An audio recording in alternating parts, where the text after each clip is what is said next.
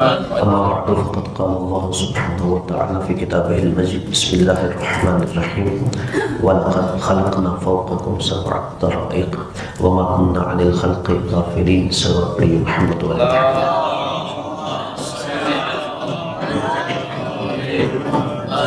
اللہ تبارک و تعالیٰ نے سورہ مومنون میں جہاں پر ہم لوگوں کی نشانیاں بیان کی کہ جو صاحبان ایمان دنیا اور آخرت میں کامیاب ہیں، اللہ نے سات نشانیاں بیان کی اور ان نشانیوں کو بیان کرنے کے بعد پھر انسان کو متوجہ کیا کہ انسان کی خلقت کیا ہے، اور اس میں اللہ نے کہا کہ ہم نے انسان کو سلالۃ من طین یعنی جو مٹی کا جوہر ہے، جو مٹی کا نچوڑ ہے، اس سے ہم نے انسان کو پیدا کیا۔ اس میں جناب آدم اور جناب حوا سلام اللہ علیہ کی خلقت کی طرف اشارہ تھا، اور یہی عنصر تمام پھر اولاد آدم کے اندر بھی موجود ہے کہ ان کی خلقت کے اندر جو اللہ نے کہا کہ ہم نے مٹی کے جوہر سے پیدا کیا، اور پھر اس کے بعد اللہ نے بیان کیا کہ جتنے بھی انسان ہیں ان کو میں نے آب حیات سے پیدا کیا اور انسان کی خلقت کے مراحل کو بیان کیا۔ اللہ اس لیے یہ چیزیں بیان کر رہا تھا کہ جو دنیا و آخرت میں کامیاب ہے کہ اس انسان کو اپنی حقیقت اور اپنی تخلیق کی طرف بھی متوجہ ہونا چاہیے، اور اللہ تبارک و تعالیٰ کی جو قدرت ہے، جو اللہ کی عظمت ہے، اس کو بھی سمجھنا چاہیے۔ اور پھر اللہ نے کہا وَلَقَدْ خَلَقْنَا فَوْقَكُمْ سَبْعَ طَرَائِقَ کہ ہم نے صرف انسان کو ہی پیدا نہیں کیا بلکہ انسان کو کہا کہ ہم نے تمہارے اوپر 7 منزلوں کو یا 7 راستوں کو پیدا کیا ہے۔ وَمَا كُنَّا عَنِ الْخَلْقِ غَافِلِينَ اور ہم اپنی مخلوق سے غافل بھی نہیں ہیں۔ اب یہاں پہ اس آیت میں جو اللہ نے کہا ہم نے تمہارے اوپر 7 راستے بنائے ہیں، اب ان 7 راستوں سے کیا مراد ہے؟ اس کی مفسرین نے 3 طرح کی توجیحات بیان کی ہیں کہ ایک اس سے مراد یہ ہے کہ جو ملائکہ زمین پر آتے ہیں کہ ان کے آمد و رفت کے اللہ نے 7 راستے بنائے ہیں، اللہ نے اس کی طرف اشارہ کیا ہے۔ پھر دوسرا قول مفسرین نے یہ بیان کیا ہے کہ ایک وہ جہان ہے کہ جس کے اندر ہم رہتے ہیں، یہ دنیا ہے کہ جس میں ہم یہ سورج، چاند، باقی ستارے اور سیارے دیکھتے ہیں۔ اللہ یہ کہنا چاہتا ہے کہ تم سے اوپر ایسے ہی میں نے 7 جہان اور بھی پیدا کیے ہوئے ہیں۔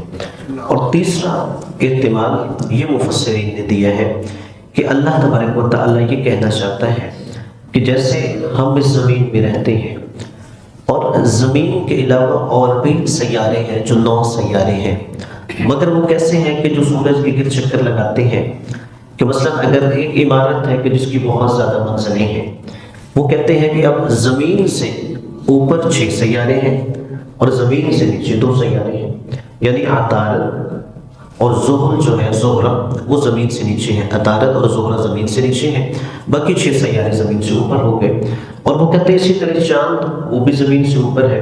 یہ جو 7 سیارے زمین سے اوپر سورج کے گرد چکر لگا رہے ہیں کہ اللہ تبارک و تعالیٰ یہ بیان کرنا چاہتا ہے کہ یعنی زمین سے اوپر جو اس نے مختلف سیارے پیدا ہیں ان کو اللہ نے راستوں سے تعبیر کیا ہے۔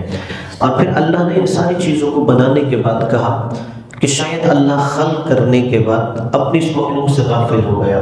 جیسے عام طور پہ انسان کوئی چیز بناتا ہے پھر وہ متوجہ نہیں ہوتا کہ آیا وہ چیز اپنی اصلی حالت میں قائم ہے یا جس مقصد کے لیے بنائی گئی ہے اسی مقصد کے لیے استعمال ہو رہی ہے۔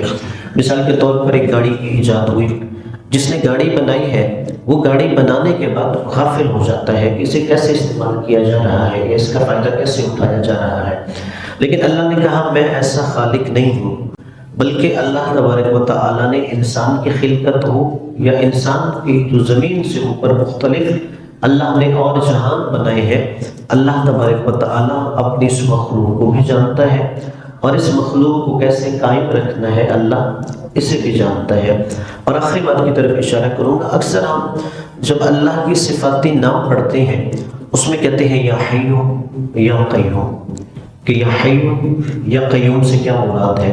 یا حیو کو مطلب یہ ہے کہ اے حیات دینے والے، اے زندگی دینے والے، یا ہر شے کو زندہ رکھنے والے۔ اس کا مطلب یہ ہے کہ ہر چیز کو اصل میں جس نے حیات دی ہے، زندگی دی ہے، پیدا کیا ہے، وہ اللہ کی ذات ہے۔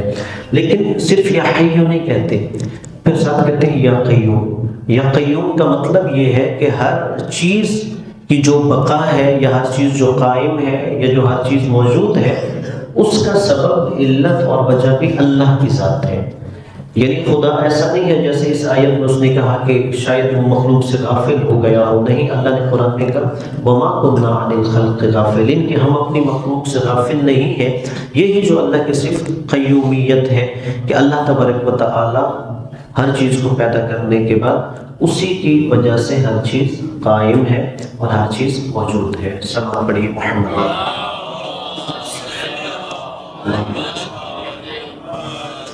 آپ کا کوئی سوال ہو اس حوالے سے یا کوئی اور تو آپ پوچھ سکتے ہیں؟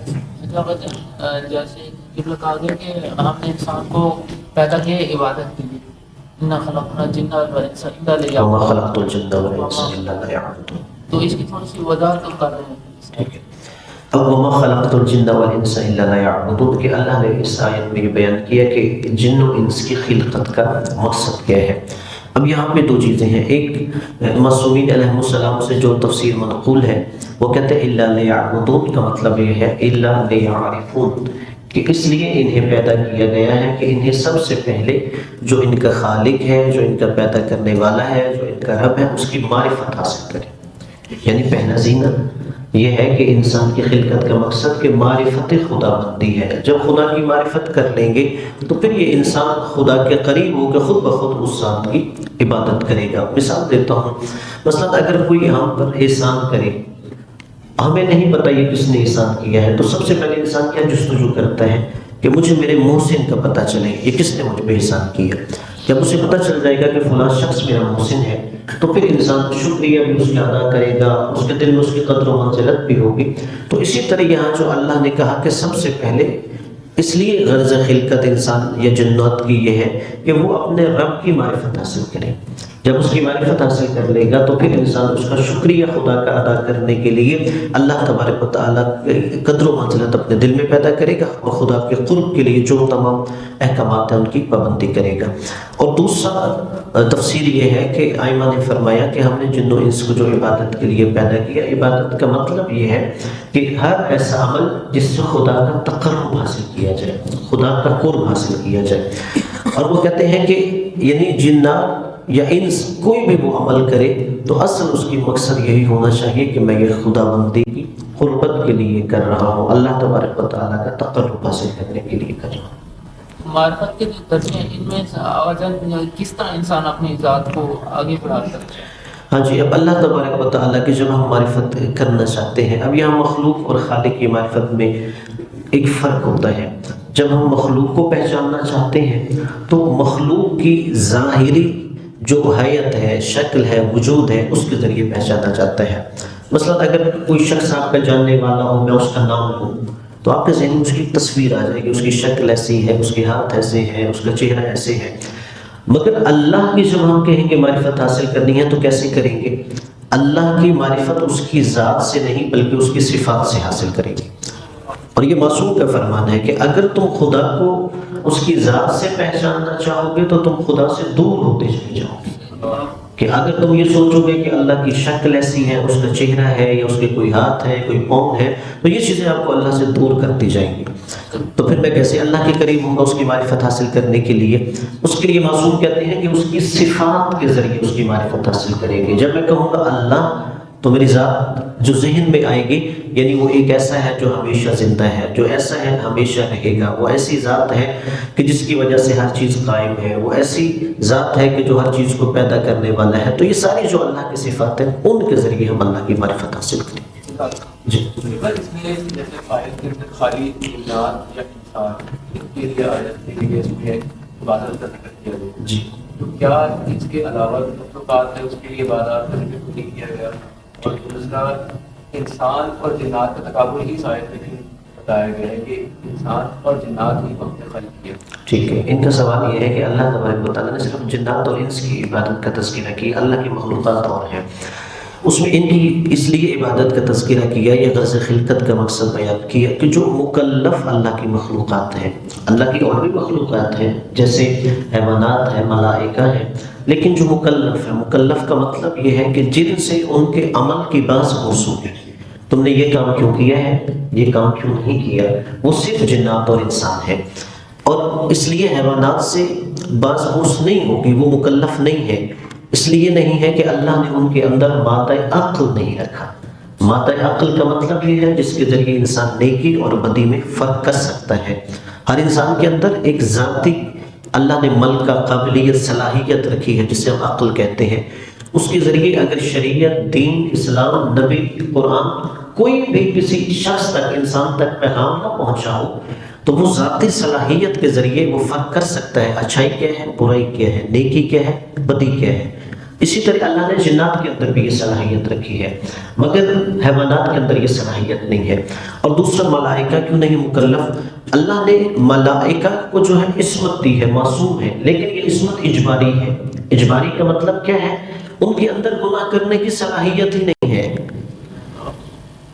اب مثال کے طور پہ اگر کسی شخص کے اندر سے گناہ کرنے کی صلاحیت سلب کر لی جائے، نکال لی جائے، اور اس کے بعد وہ کہے میں تو گناہ کرتا ہی نہیں، یہ اس کے لیے کوئی امتیاز نہیں ہے، فضیلت نہیں ہے۔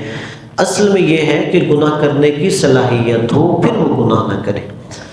اس لیے ملائکہ سے بے باز پرس نہیں ہوگی، وہ مکلف نہیں ہے کہ ان کے اندر جب گناہ کی صلاحیت ہی نہیں۔ اس لیے اللہ نے جس فرشتے کو پیدا کیا، ہر فرشتے کی ذمہ داری کوئی لگا دی، اور وہ ہمیشہ سے وہی ذمہ داری ادا کر رہا ہے۔